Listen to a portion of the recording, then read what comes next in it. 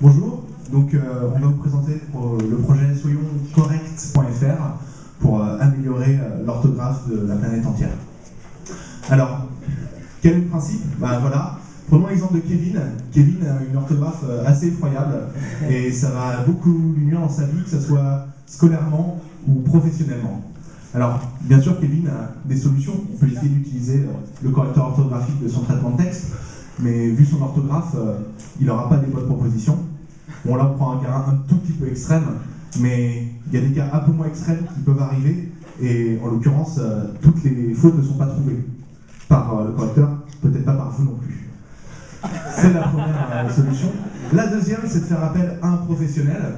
Donc, en l'occurrence, il y a des sites web qui font ça. Ils sont très chers et ils sont graphiquement intéressants.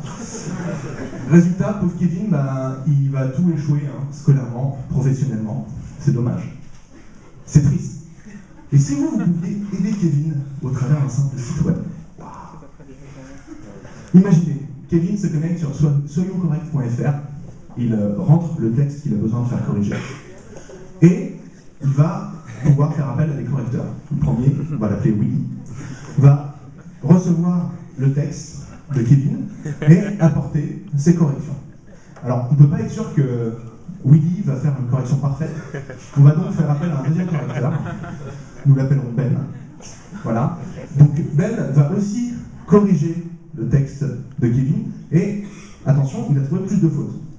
La question est, oui, qui a raison? On va donc être obligé de faire appel à un médiateur. Nous l'appellerons Franck. Franck, attention, il a déjà corrigé beaucoup de choses, donc il est dans le top rank de nos meilleurs correcteurs. Donc Franck se voit ces deux solutions proposées, et vu son haut niveau d'orthographe, il va choisir une solution qui a priori va être la bonne. On va donc pouvoir envoyer à Kevin la bonne réponse et il pourra avoir une bonne note à sa rédaction. Willy et Ben, quant à eux, ont une cote sur le site pour définir s'ils sont de bons correcteurs ou de mauvais correcteurs. Effectivement, Willy, ici, va perdre un tout petit peu de points. Ben, quant à lui, qui a apporté les bonnes réponses, au moins les bonnes réponses pour la communauté, va évoluer jusqu'à peut-être un jour être lui aussi dans le top rank de nos meilleurs correcteurs. Alors, Kevin est heureux puisqu'il a récupéré un devoir correct. Malheureusement, il va lui aussi devoir payer, mais beaucoup moins cher que s'il était allé chez d'autres correcteurs sur le web. Et puis, on a des gens qui vont être très heureux de l'autre côté. Ah oui, pourquoi effectivement, nous, on est moins cher? On fait appel au crowdsourcing, donc à la puissance de la communauté, qui permet de dissoudre un peu les prix. Quel est l'intérêt pour les correcteurs? On va voir ça tout de suite. On redistribue l'argent qu'on a récupéré aux correcteurs. Alors, imaginez, il y a trois possibilités. Franck, lui vient de lever un peu plus de 2,5 millions de dollars, il n'a pas besoin d'argent. Donc, ce qu'il a retiré, il va pouvoir le reverser vers le réseau Éducation sans frontières, par exemple. On prend une toute petite commission pour les frais de structure. Ben, lui, il est obligé de résider dans le métro, donc il veut de l'argent. On va lui verser l'équivalent d'un SMIC horaire, qui est pas mal.